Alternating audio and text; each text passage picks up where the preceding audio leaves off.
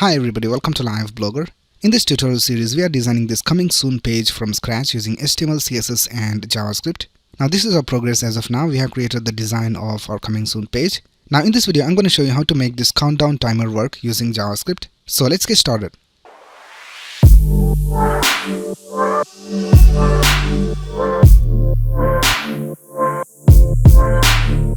Now before writing our main code, I'm going to show you some basics of date in JavaScript. So for that, we'll just open the console. So I'll just right click over here and go to inspect, and you can just click on this console tab over here. Alright, so here's the console over here on the right, and on the left we have this main.js file. I'll just type console.log, and if I just type hi over here, we can see that it's displayed over here in the console because we have linked our main.js file over here in the index.html file.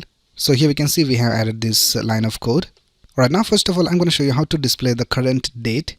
So here I'll just create a variable. I'll just name it now, and then you have to set it to new and then type date over here, and make sure that you have this date capitalized. And now let's print this now variable over here in the console. So here I'll just type now, and I'll just set it equal to this variable now.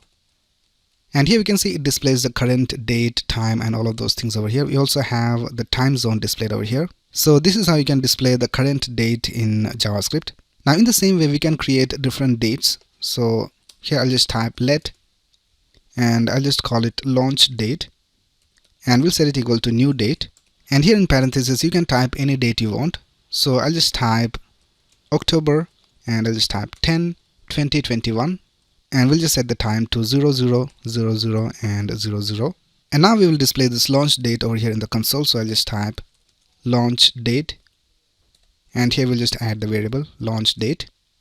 And here we can see we have the date displayed over here. We have October 10, 2021, and we have the time. Now what we need to do in our counter is that we need to get the difference or the gap between two dates. So for that, we're going to use a method called getTime. So let's type .getTime over here. And now if I save this, we can see we have this long number over here. Now this number is basically milliseconds that has passed since January 1, 1970. So from January 1, 1970 000 to October 10, 2021 000, we have these many milliseconds passed. So now what we can do is we can get the milliseconds passed from January 1, 1970 till the current time, which is new date over here. And then we can get the milliseconds passed from January 1, 1970 till October 10, 2021. And then we can just get the difference between these two values, and we will have the difference in milliseconds. And then it's just a matter of converting the milliseconds to seconds, minutes, hours and days. So let me just type .getTime over here as well. And now let's create a variable called gap, and we'll just get the difference between the two milliseconds. So I'll just type launch date minus now, and we'll just print the value over here. So I'll just type gap, and here we'll just type gap. And now we can see this is the difference between the two dates in milliseconds. Now let's convert this to seconds, hours, minutes and days. So for that, let's create some variables over here. So I'll just type const second, and 1 second is 1000 milliseconds. So I'll just type 1000 over here. And then let's create a constant called minute, and 1 minute is second times 60. And let's create a constant for hour, and 1 hour is minute times 60. So 60 minutes is 1 hour. And then lastly we have day, and 1 day is hour times 24. Now first of all, let me show you how to convert this gap into days. So let's create a constant, and I'll just name it d for day. And here we'll just type gap divided by day. So here we can see we have already set the day as 24 hours. Now let's display the day inside our console. So I'll just type days, and I'll just type d over here.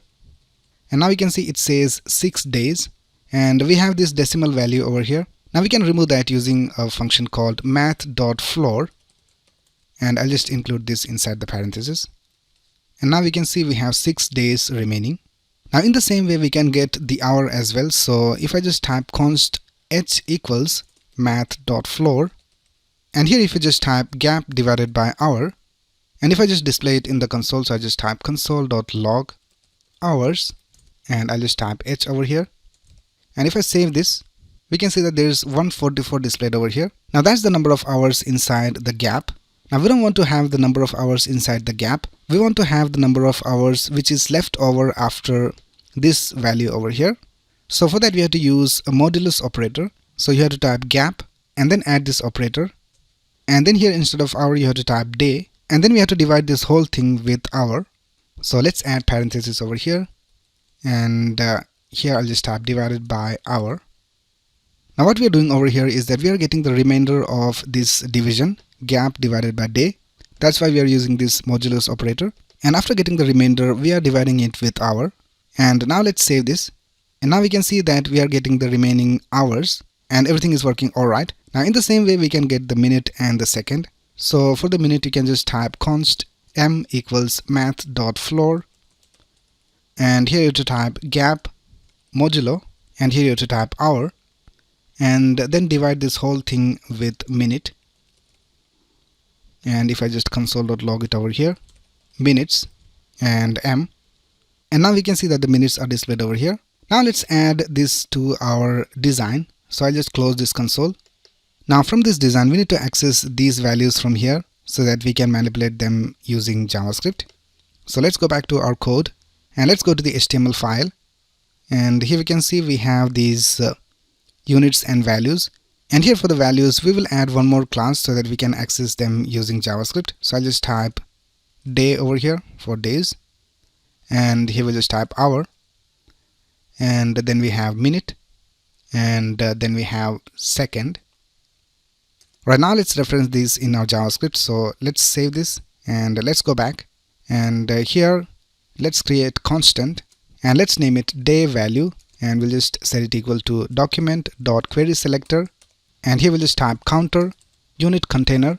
And we have added a class of day. Now in the same way we need to reference the other elements as well. So I'll just type const hour value equals document.querySelector counter unit container hour.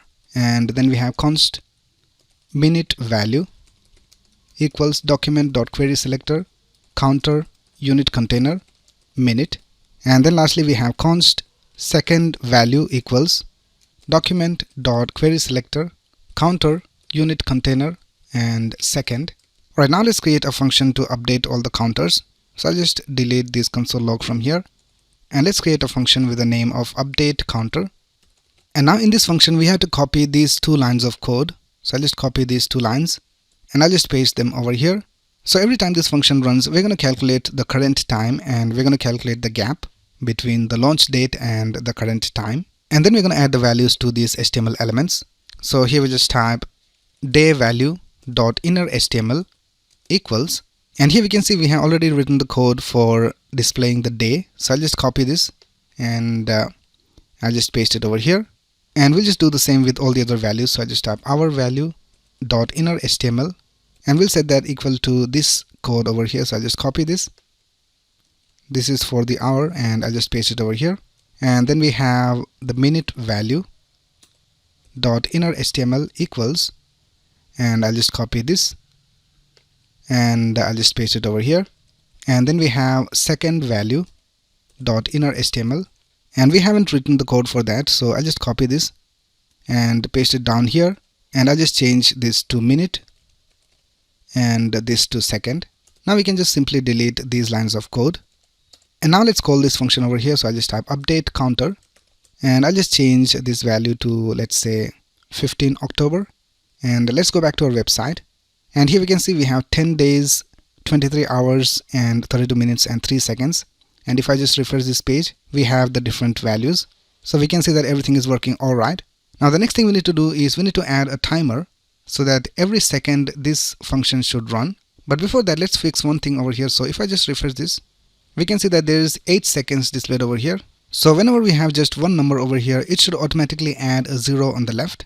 So for that, let's go back to our JavaScript and we can add a simple trick over here, which is we can just add 0 over here and just type plus over here.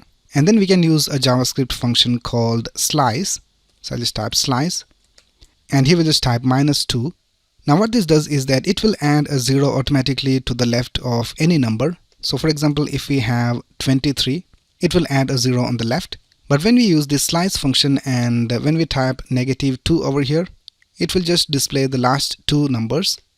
So even if we have the 0, it will just display 23. But for example, if we have just one number over here and if we add this 0 over here on the left and then we use the slice function, then it will display the last two numbers and it will include the 0. So this line of code should display a 0 on the left if we have just one number.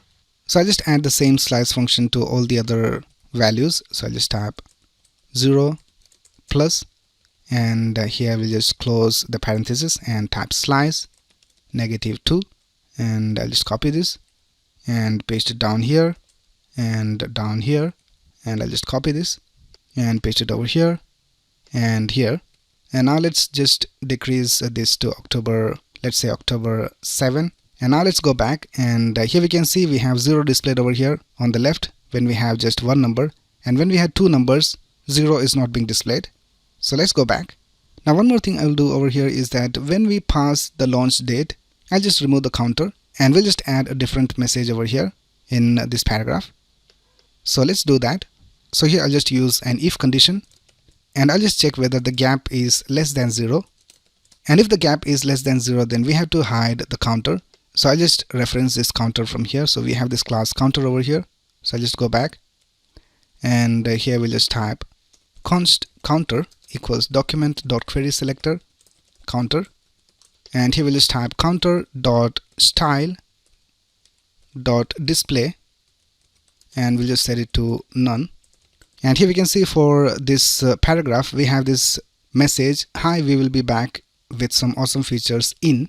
So we'll just change this message as well. So let's go back and let's access that over here. So I'll just type const subheading equals document.querySelector, and it is inside my container, and in that we have the right division, and in that we have the paragraph. And here I'll just type subheading dot inner HTML equals, and we'll just add some message over here. So I'll just type hi, please stay tuned for some awesome features. Alright, now let's add a timer and let's call this function every second. So for that we're going to use set interval, and for the interval we'll just type 1000 because it is calculated in milliseconds. So 1000 milliseconds is 1 second, and here we'll just type the name of the function. So the name of the function is update counter, and now our countdown timer should work. So let's go back to our design, and here we can see every second we have this time changing over here. And let's go back and let's just add a date that has already passed. So I'll just type 01, and if I just save this and if I go back, we can see that the counter is not being displayed and we have a different message over here. And if I just go back and if I just add some other values, so I'll just type, let's say 20, and if I just save this and if I go back, we can see that the timer is working alright. So that's basically how you make this timer work using JavaScript. So that's basically it for this video. I will leave the link of the source code in the description of this video. And if you have any doubts, you can ask in the comments below. And if you like this video, please click on the like button and subscribe to this channel to get the latest video updates. Thanks a lot for watching. Have a nice day.